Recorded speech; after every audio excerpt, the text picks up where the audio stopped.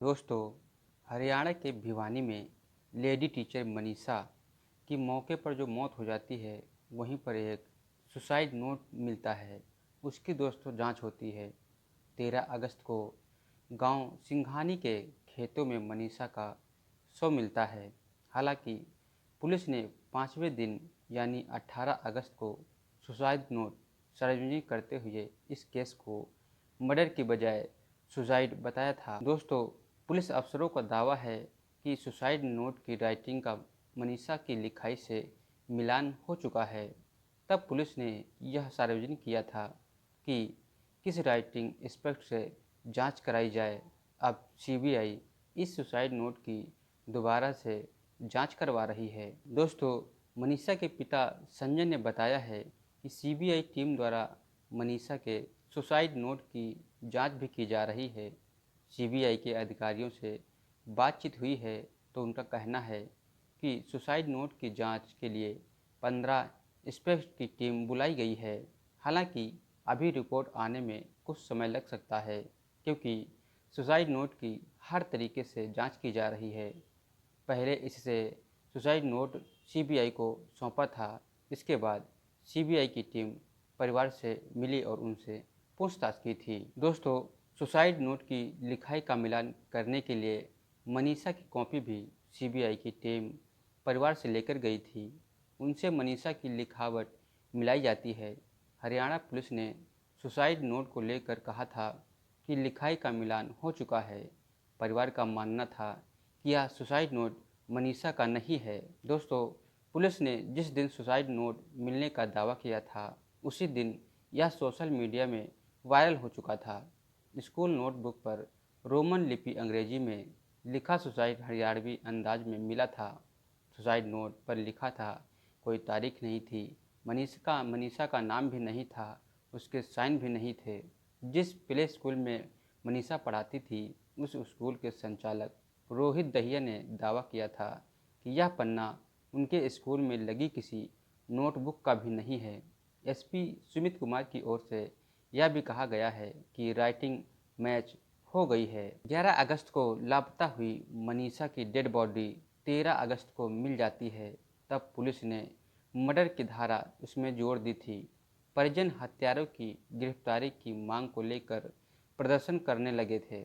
फिर 5 दिन बाद 18 अगस्त को अचानक पुलिस ने सुसाइड नोट सार्वजनिक किया था।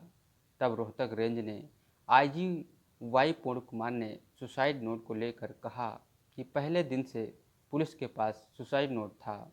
मृतक के परिजन भी लिखाई की पुष्टि कर चुके हैं। उन्होंने कहा है कि प्रारंभिक तौर पर घटना और महत्वपूर्ण साक्ष्यों को सार्वजनिक करना जांच का हिस्सा होता है।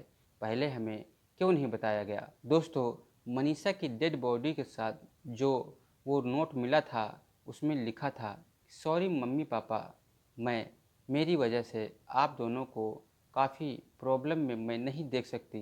आप दोनों ने मेरी खातिर बहुत कुछ किया है और वैसे भी मेरे से यह सब देखा नहीं जाता। मैं सबकी बातें, ज़माने की बातें सोचती हूँ और फिर भी दुखी हो रही हूँ। ना मैं गलत थी और ना मैं कुछ गलत काम किया हूँ। बस मैं पेरेंट्स का ड्रीम पूरा करना चाहती थी।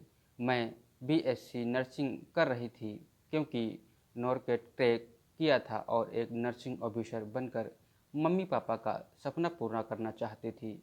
लेकिन मैं आप दोनों का बोझ नहीं बन सकती। I am sorry mummy papa. मैंने कभी आप दोनों को हर्ट नहीं किया हो तो माफ़ करना। और आप इस दुनिया के सबसे अच्छे माता पिता हो। थैंक यू मुझे ये ज़िंदगी देने के लिए मम्मी पापा। मैं आभारी हूँ कि आपने मुझे एक राजकुमारी की तरह पाला है। कोई हो तो मेरे मम्मी पापा का ख्याल रखना। मनीषा डेड बॉडी मिस्ट्री में लोगों को शुरू में पुलिस की सुसाइड थ्योरी पर भरोसा नहीं रहा। पुलिस ने जब सुसाइड नोट मिलने की बात सार्वजनिक की थी, उसके बाद शाम को करीब 4 बजे लोगों ने Delhi Pilani national highway NH 79E जाम कर दिया था। लोगों का कहना था कि पुलिस मर्डर केस को सुसाइड दिखाना चाह रही है। दोस्तों, आक्रोशित भीड़ का एक ही सवाल था कि पुलिस अब सुसाइड नोट सामने आने की बात कह रही है। यदि सुसाइड नोट मनीषा के शव के पास मिला था, तो पुलिस ने इसे अब तक क्यों छुपाए रखा। इससे पुलिस की मंशा पर सवाल खड़े हो रहे हैं। दोस्तों 13 अगस्त को गांव सिंघानी के खेतों में शव मिलने के बाद से परिजन मर्डर का आदेशा जता रहे हैं। पुलिस से पहले मर्डर की धारा केस में दर्ज कराई गई थी। हालांकि बाद में दावा किया गया कि यह सुसाइड केस है। परिजनों ने शव का संस्कार करने से बिल्कुल भी मना कर दिया था। उनकी 2 मांगें थीं। केस की सीबीआई जांच की जाए और एम्स में इसका पोस्टमार्टम कराया जाए। 20 अगस्त को मनीषा के शव का एम्स में पोस्टमार्टम होता है। उसके बाद 25 अगस्त को सीबीआई टीम भिवानी पहुंच जाती है। लगातार 23 दिन भिवानी में रहकर इसकी जांच की जाती है। दोस्तों इस मामले में सीबीआई मनीषा के परिजनों से 3 बार पूछताछ कर चुकी है। इनके अलावा जिन 2 लोगों से पूछताछ हुई है उनका नाम है ईश्वर सत्यपाल ने सबसे पहले शव देखा था। उनसे 2 बार भी पूछताछ की गई है।